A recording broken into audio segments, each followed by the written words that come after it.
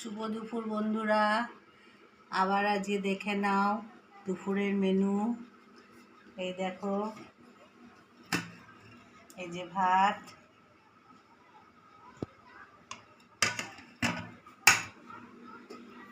আর কি করেছি বলো তো, এটা তিলের বড়া, পেঁয়াজ দিয়ে লঙ্কা দিয়ে।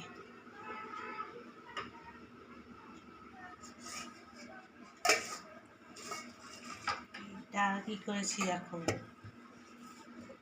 ইলিশ মাছ, বেগুন দিয়ে ইলিশ মাছের ঝোল। আর দেখো এটা কি করেছি, চিংড়ি মাছ, ভেন্ডি আলু দিয়ে একটা তরকারি।